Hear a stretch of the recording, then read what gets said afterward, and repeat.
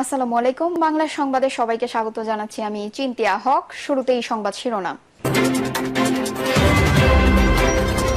এই সরকারের পক্ষে নির্বাচন দেওয়া সম্ভব নয় বলছেন জিল্লুর রহমান। এদিকে আওয়ামী লীগের মতো নির্মম দল পৃথিবীর ইতিহাসে নেই বলছেন হাফিজ উদ্দিন। ক্ষমতাচূর্ণ হওয়ার দিন থেকেই ক্ষমতায় ফেরার চেষ্টা করছে শেখ হাসিনা বলছেন গোলাম মাওলা রনি। এবং সর্বশেষ জানাবো, চাপ সৃষ্টি করে বিএনপিকে বেকায়দায় ফেলা যাবে না বলছেন ফখরুল। শুনছিলেন সংবাদ শিরোনাম, এবারে বিস্তারিত। এই সরকারের পক্ষে নির্বাচন দেওয়া সম্ভব নয় বলছেন জিল্লুর রহমান। এই সরকারের পক্ষে নির্বাচন দেওয়া সম্ভব নয় বলে মন্তব্য করেছেন রাজনৈতিক বিশ্লেষক ও টিভি উপস্থাপক জিল্লুর রহমান। তিনি বলেন, তারা নির্বাচনের তারিখ দিলেও শেষ করতে পারবে বলে মনে হয় না। সরকারের নিরপেক্ষতা এবং সক্ষমতা দুটোই প্রশ্নবিদ্ধ। দেশের পরিস্থিতি ক্রমাগত জটিল হতে শুরু করেছে। দেশের গণতান্ত্রিক প্রক্রিয়াটা নিশ্চিত করা না গেলে পরিস্থিতি আরো খারাপ হবে। একটি অনির্বাচিত সরকার দীর্ঘদিন শাসন করলে সেই দেশের পরিস্থিতি কোনোদিনই ভালো হয় না। সম্প্রতি নিজের ইউটিউব চ্যানেলে এক ভিডিও বার্তায় এইসব কথা বলেন তিনি।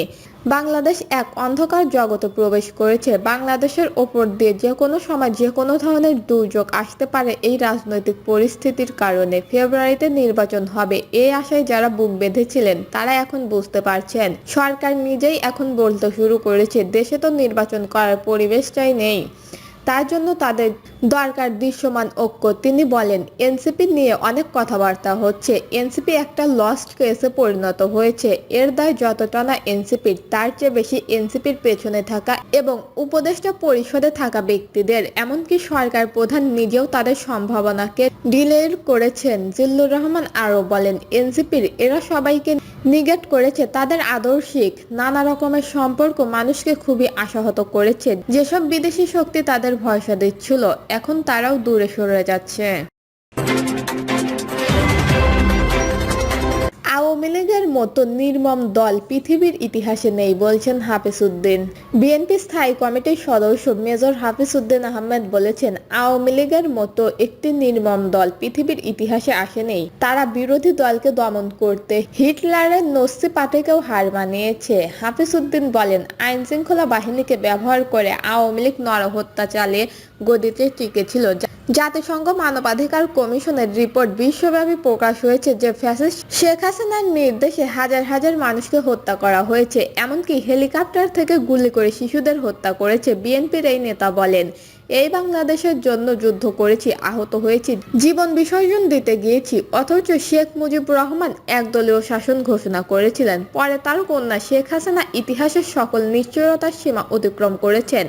অবশেষে আল্লাহর গজব নেমেছে। তিনি কিভাবে হেলিকপ্টারে উঠেছেন সেই দৃশ্য যাতে দেখেছে, কিন্তু শেখ পরিবারের একটা সদস্যও ধরা পড়েনি। সবাইকে তিনি দুদিন আগে বিদেশে পার করে দিয়েছেন। নেতাকর্মীদের উদ্দেশ্যে হাফিজ উদ্দিন বলেন, আমরা শহীদ জিয়াউর রহমানের মতো মহান নেতার দল করি। বিএনপির নাম ভাঙিয়ে কেউ অপকর্ম করলে তাকে ধরে পুলিশে দেব। অন্তর্বর্তী সরকারের ভূমিকার সমালোচনা করে তিনি বলেন, যে গণতন্ত্রের জন্য লড়াই করেছি, শহীদ আবু সাইদ জীবন দিয়েছে, আমরা আশা করেছিলাম দ্রুত নির্বাচন হবে। প্রধান উপদেষ্টা প্রফেসর ডক্টর মোহাম্মদ ইউনূস ভালো মানুষ, তিনি নির্বাচন দিতে চান, কিন্তু কিছু উপদেষ্টা তাকে ভুল বুঝাচ্ছেন। আশা করি শিগগিরই নির্বাচন হবে। ক্ষমতাচূর্ণ হওয়ার দিন থেকেই ক্ষমতায় ফেরার চেষ্টা করছে শেখ হাসিনা বলছেন গোলাম মাওলা রনি। সাবেক প্রধানমন্ত্রী শেখ হাসিনা যেদিন ক্ষমতাচূর্ণ হয়ে দেশ ত্যাগ করেছেন, ওই দিন থেকেই আবারও ক্ষমতায় আসার চেষ্টা করছেন বলে মন্তব্য করেছেন রাজনৈতিক বিশ্লেষক ও সাবেক সংসদ সদস্য গোলাম মাওলা রনি। তিনি বলেন, শেখ হাসিনা যেদিন চলে গেছেন সেই দিন থেকে উনি চিন্তা করছেন কিভাবে এই সরকারকে ক্ষমতা থেকে পদচ্যুত করে সরানো যায়। দেশের সব আমজনতা 2024 সালের 5 আগস্ট সন্ধ্যার সময় বুঝতে পেরেছিল আওয়ামী লীগ ফিরে আসার জন্য সর্বশক্তি নিয়োগ করেছে। গোলাম মাওলা রনি আরও বলেন, আওয়ামী লীগের 35% ম্যান পাওয়ার ভোটার, যারা দেশের জিডিপির প্রায় 60% এখন পর্যন্ত নিয়ন্ত্রণ করে, তারাই তাদের বিপুল অর্থনৈতিক শক্তি এবং জনশক্তি নিয়ে এই সরকারকে এক মুহূর্তেও শান্তিতে থাকতে দেবে না। এমনকি আগামীতে যদি কোনো নির্বাচিত সরকার আসে, তাদেরকেও তারা শান্তিতে থাকতে দেবে না। এটা তো খুব সাধারণ ব্যাপার। এটা নিয়ে বলার মধ্যে ডক্টরেট ডিগ্রি লাগে না, এটা বলার জন্য একজন ডক্টর মোহাম্মদ ইউনূস হওয়া লাগে না, এটা বলার জন্য নোবেল শান্তি পুরস্কার পাওয়া লাগে না। একটি বেসরকারি টেলিভিশনের টক শোতে প্রতীত শক্তিগুলোর গন্ডগোল লাগিয়ে নির্বাচন ভণ্ডুল করার চেষ্টা করছে জামায়াত আমির ও এনসিপির নেতা নাহিদ ইসলাম বলেন, এই পরিস্থিতিতে কিসের নির্বাচন? এই দুই জিনিসের মধ্যে কোনো সম্পর্ক খুঁজে পান কি না, এমন প্রশ্নের জবাবে তিনি এইসব কথা বলেন। তিনি আরো বলেন, দুটি পরিস্থিতি আওয়ামী লীগ জীবন্ত রেখেছে। তারা সরকারের সঙ্গে নেগোসিয়েশন করার জন্য, বিএনপির সঙ্গে নেগোসিয়েশন করার জন্য, রাজনীতি করার জন্য, নির্বাচনে অংশগ্রহণ করার জন্য একটা উইংস রেখেছে।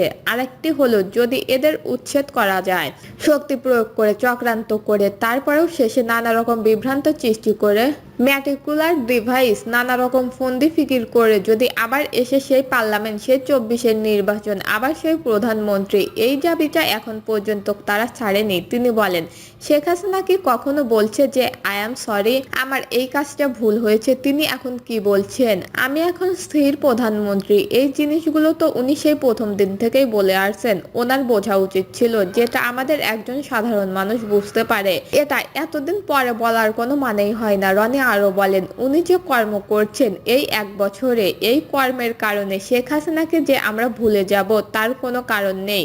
উনি যেহেতু এমন কিছু হতেন যে এখন আমাদের শেখ হাসিনাকে দেখলে মেজাজ গরম হয়ে যায়, আওয়ামী লীগের জামানার কথা স্মরণ হলেই আমাদের অ্যালার্জি চলে আসে। এটা তো আমাদের হচ্ছে না, বরং পথে ঘাটে মাঠে প্রতিদিন যতবার ডক্টর ইউনূসের নাম হচ্ছে, এনসিপির নাম হচ্ছে, বাংলাদেশের চলমান রাজনৈতিক দল একদিকে ইউনূসের পক্ষে বা বিপক্ষে, আর ঠিক বিপরীতে শেখ হাসিনা এবং আওয়ামী লীগ, সেটা নিয়ে আলোচনা হচ্ছে। এই আলোচনা সমালোচনা আমরা বন্ধ করতে পারছি না। কেউ আশাহত হচ্ছে, কেউ নিরাশা হচ্ছে, কারো রাগ হচ্ছে, কেউ আতঙ্কগ্রস্ত হচ্ছে, কেউ ভয় পাচ্ছে। এই বুঝি এলো আওয়ামী লীগ। চাপ সৃষ্টি করে বিএনপিকে বেকায়দায় ফেলা যাবে না বলছেন ফখরুল। চাপ সৃষ্টি করে বিএনপিকে বেকায়দায় ফেলা যাবে না বলে মন্তব্য করেছেন দলের মহাসচিব মির্জা ফখরুল ইসলাম আলমগীর। তিনি বলেন, আজকে আমাদের সামনে জুলাই আগস্টের বিপ্লব যে সুযোগ সৃষ্টি করে দিয়েছে নতুন বাংলাদেশ গড়ার, আমরা সেই নতুন বাংলাদেশ গড়তে চাই, সবার আগে বাংলাদেশ। এটার অর্থ আমরা কারো কাছে মাথা নত করব না। তিনি বলেন, যারা প্রতি মুহূর্তে সংস্কারের কথা বলছেন, রাজনৈতিক দলগুলোকে দোষারোপ করার চেষ্টা করছেন পরোক্ষভাবে, আমরা আপোষ করি না, কথাগুলো সঠিক নয়। আমরা সারাক্ষণ এই সংস্কার কর্মসূচির সঙ্গে সহযোগিতা করেছি, আমরা সারাক্ষণ সবাইকে নিয়ে কাজ করতে চাই। দর্শক, এই ছিল এখনকার সর্বশেষ নিউজটি ভালো লাগলে একটি লাইক দিন, কমেন্টে আপনার মতামত জানান এবং আমাদের পাশে থাকার জন্য বেল বাটনটি অন করে রাখুন। ধন্যবাদ।